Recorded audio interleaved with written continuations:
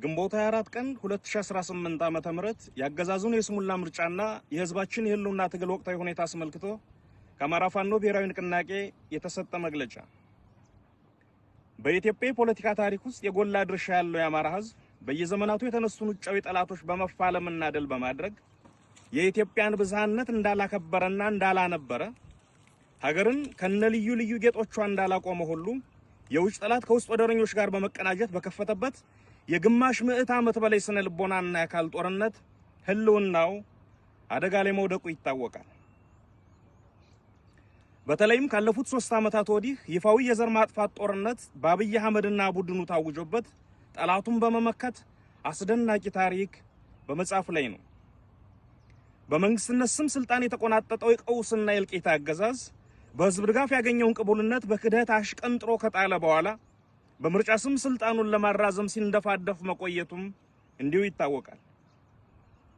መላው አማራና የኦሮሞ ህዝብ አገዛዙ በፈጠረው ጦርነት በሚቃጠሉበት በዚህ ወቅት የትግራይን ህዝብ መሰረታዊ ፍላጎት ኮልኩሎ ጉሮሮውን ይዞ በሚያስጨንቅበት የሲዳማ፣ ቤኒሻንጉልና ጉሙዝ፣ አፋርና ጋምቤላ እንዲሁም ሌሎች ኢትዮጵያዊ ወገኖች ታፍነው በሚሰቃዩበት በዚህ ወቅት ምርጫን ለማድረግ አይደለም ለማሰብ በማይቻልበት ሁኔታ የምርጫ ግርግር በመጀመር ህዝቡንና ዓለም አቀፍ ማህበረሰቡን ለማደናገር ሞክሯል። ይህንንም በመረዳት ድርጅታችን የአማራ ፋኖ ብሔራዊ ንቅናቄ መጋቢት 6 ቀን 2018 ዓ.ም በብልጽግና የደም ድግስ ላይ የማይናወጽ አቋም ያለው መሆኑን ከማሳወቁም ባሻገር አገዛዙ ተጨማሪ የእልቂት ዘመንን የሚያዋልድበት ፖለቲካዊ ክንውን እንዳይኖር የተደራጀ ስራ ሲሰራ ቆይቷል። በዚህም መላው ህዝብ በነቂስ በመውጣት ምርጫ የሚባል ነገር እንደሌለ ከምርጫ በፊት ያገዛዙ ሰራዊት በህዝብ ላይ የከፈተውን ወረራና የዘር ማጥፋት ጦርነት እንዲያቆም ጠይቋል። በርካታ ፓርቲዎች፣ የፓርቲ አመራሮች፣ የዲሞክራሲና የሰብአዊ መብት ተቋማትም ተመሳሳይ አቋም ወስደዋል።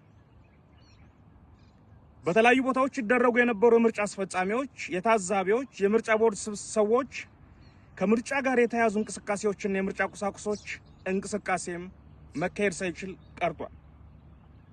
ይህ ይሳካ ዘንድም ድርጅታችን አፋብን የአብይ አህመድ አገዛዝ ይህንን የስሙላ ምርጫ ለማካሄድ የፈለገው ለዲሞክራሲ ስርዓት ግንባታ ሳይሆን በህዝባችን ላይ ለሚፈጸመው የጅምላ ጭፍጨፋና ማፈናቀል የመግደያ ሰርቲፊኬት ለማግኘት መሆኑን በዚህ የደም ድግስ ላይ የሚሳተፉ አካላት ሁሉ ከአገዛዙ ጋር እኩል ተጠያቂ እንደሆኑና ንቅናቄያችንም አስፈላጊውን እርምጃ እንደሚወስድ አስቀድሞ ማሳወቁ ትልቅ አስተዋጽኦ ነበረው። ለዚህ የንቅናቄያችን ጥሪ ከአማራ ህዝብ፣ ከመላው የኢትዮጵያ ህዝብ፣ ከጸረ አምባገነን ኃይሎችና ከዓለም አቀፍ ማህበረሰብ ያገኘነው ድጋፍ እጅግ ከፍተኛና አበረታች ሆኖ አግኝተነዋል። ይህ ለትግላችን የታየው አጋርነት አገዛዙ በብቸኝነት ተገሎ ለመውደቅ መቃረቡን የሚያሳይ ትልቅ ማሳያ ነው። ዛሬ ላይ አገዛዙን ምርጫ ተጠቅሞ ለማግኘት ያለመውን የመግደያ ሰርቲፊኬትና ዓለም አቀፍ ቅቡልነት በህዝባችንና በሰራዊታችን ብርቱ ተጋድሎ የመግደያ ሰርቲፊኬቱን ቀዳደን የፈለገውን ፍቃድ እንዳያገኝ ማድረጋችንን በሙሉ ልብና በኩራት ለህዝባችን እናበስራለን። ምርጫ ተብዬ አገዛዙ ድራማ ሙሉ በሙሉ ከሽፏል። የህዝባችን ነቅቶ መጠበቅና የፋኖ ብርቱ ክንድ አገዛዙ ያቀደውን የፖለቲካ ትርፍ መናስ ቀርቶታል። በህዝባችን ጽኑ ተጋድሎና በፋኖ ክንድ ጥንካሬ አገዛዙ የፈለገውን የፖለቲካ ቅቡልነት ሳያገኝ ቀርቶ ከፀሐይ በታች እርቃኑን አቁመነዋል። አብይ አህመድ ይህንን ምርጫ ተጠቅሞ በዓለም ፊት ተመርጫለሁ የሚል የሐሰት ካባ ለመልበስ የነበረው ተስፋ በኗል። ይህ ድል የትግላችንን የበላይነት ያረጋገጠ ሆኖት ሆኗል። ይህ ስለመሆኑም ባለፉት ጥቂት ቀናት ብቻ በመላው ዓለም ከፍተኛ ተሰሚነት ባላቸው ዓለም አቀፍ ሚዲያዎችና የሰብአዊ መብት ተቆርቋሪ ድርጅቶች የወጡት መግለጫዎች ማረጋገጫዎች ናቸው። የተከናወነው የምርጫ ቲያትር እጅግ አስቂኝና ለወደፊቱ ትውልድ የፖለቲካ ውድቀትና የስሙላ ምርጫ ምን እንደሚመስል ለማስተማሪያነት የሚያገለግል ተጨማሪ ክስተት ሆኖ ያልፏል። ድምጽ መስጠቱም ሆነ ውጤቱ አስቀድሞ በቤተ መንግስት ተጠናቆ የቀረበ መሆኑን ህዝብ ብቻ ሳይሆን ያገዛዙ ካድሬዎች እንኳን ሳይቀሩ በሚገባ እንዲረዱት ተደርጓል። ንቅናቄያችን በፈጠረው የፖለቲካ ጫና ምክንያት ያገዛዙ መዋቅር ውስጥ ያሉት ግለሰቦች እንኳን በስርዓቱ ላይ እምነት እንዲያጡና የውስጥ መከፋፈል እንዲፈጠር ሆኗል። ይህ የሚያሳየው አገዛዙ ከውጭ ብቻ ሳይሆን ከውስጥም እየፈረሰ መሆኑን ነው። ትግላችን አሁን ወሳኝ ምዕራፍ ላይ ይገኛል።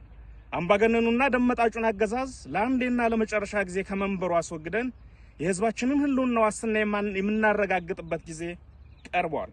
ስለሆነም መላው የአማራ ህዝብና የኢትዮጵያ ወዳጆች የጀመራችሁትን ድጋፍ አጠናክራችሁ እንድትቀጥሉ በየአቅጣጫው የምትገኙ የጸረ አገዛዝ ኃይሎች በጋራ እንድንቆም የአገዛዙ ጸጥታ መዋቅር ውስጥ ያላችሁ ወገኖችም ከህዝባችሁ ጎን በመቆም የውድቀቱ ተባባሪ እንድትሆኑ ጥሪያችንን እናቀርባለን። በመጨረሻም ከግንቦት 21 ቀን 2018 ዓ.ም ጀምሮ ተፈጻሚ የተደረገው የተሽከርካሪ እንቅስቃሴ ገደብና የጥንቃቄ መመሪያ በመጠናቀቁ ከነገ ግንቦት 25 ቀን 2018 ዓ.ም ጀምሮ መደበኛ እንቅስቃሴዎች እንዲቀጥሉ የተፈቀደ መሆኑን እናሳውቃለን። ድል ለአማራ ህዝብ፣ ክፋት ለማንም፣ በጎነት ለሁሉም። አዲስ ትውልድ፣ አዲስ አስተሳሰብ፣ አዲስ ተስፋ። ህልውናችን በተባበረ ክንዳችን። አርበኛ ዘመነ ካሴ፣ የአማራ ፋኖ ብሔራዊ ንቅናቄ ሊቀመንበር። አመሰግናለሁ።